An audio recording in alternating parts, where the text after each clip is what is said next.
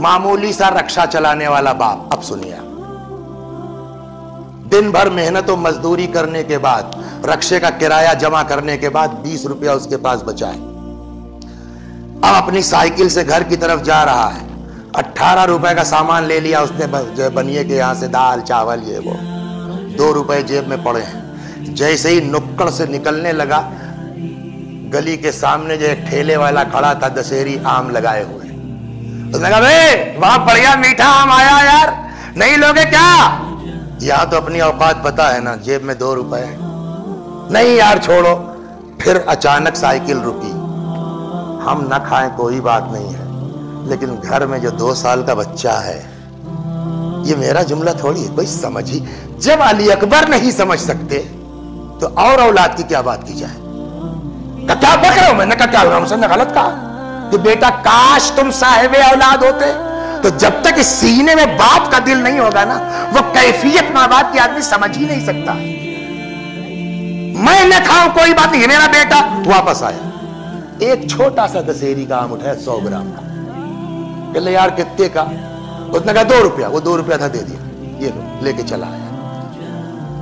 जाहिर सी बात है, गरीब आदमी है तो ना उसके यहाँ वॉश बेसन है, ना टंकी है, ना कुछ। हैंड पंप पर जा करके अपना उसने वो आम धुला। बीवी ने बेचारी ने झोला पकड़ा, गई चाय बनाने लगी। ये इन्होंने पतले पतली काश बनाई और जो 2 साल का बच्चा है उसको गोद में लिया, वो काश मुंह में डाली। है ना औलाद? इससे अंदाजा करो कि बाप ने कैसे किया होगा हमारे साथ। डाला। अब बच्चे को जो पहली बार जिंदगी में दशहरी का मजा मिला, मुस्कुराया। इधर वो मुस्कुरा रहा, उधर जरा बाप की आंख देखिए क्या है ना, उसकी आंखों से 2 इश्क के मोती टपके।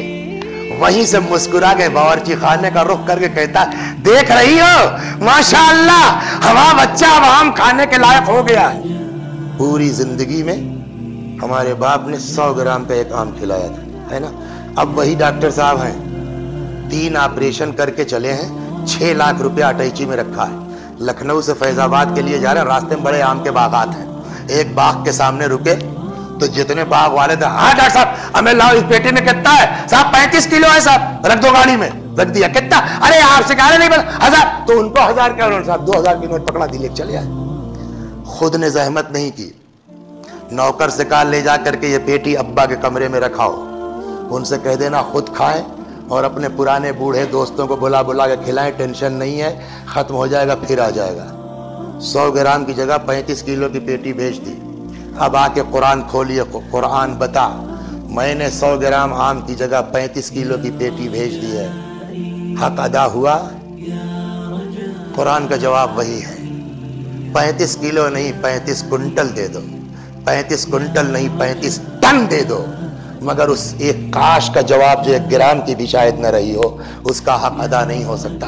ये क्यों? कैसी जबरदस्ती है?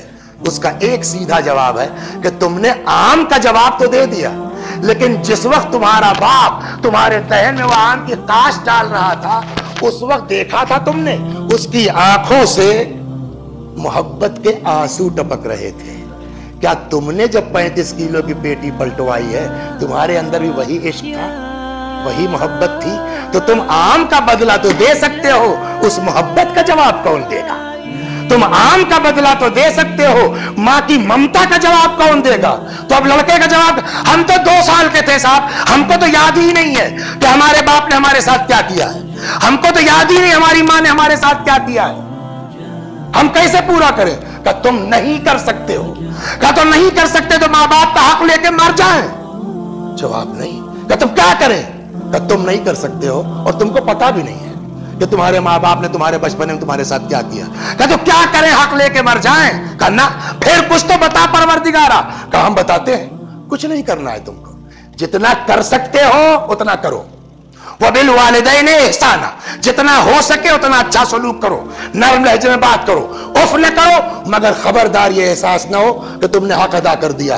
हक अदा करने के लिए क्या होगा, क्या करना? कुछ नहीं, हमारी बारगाह में आओ और बस ये आजिज़ी से कहो, रब्बिरहमहुमा कमा रब्बयानी सगीरा। पालने वाले, इन दोनों पालने वालों पर वैसा ही रहम करना जैसे इन्होंने हमारी परवरिश की है। तुम छोटे थे, तुमको याद یاد نہیں ہے، لیکن ہم کو یاد ہے کہ تمہارے باپ نے تمہارے ساتھ کیا کیا ہے، ہم سے فریاد کرو، ہم تمہاری طرف سے حق ادا کر دیں گے۔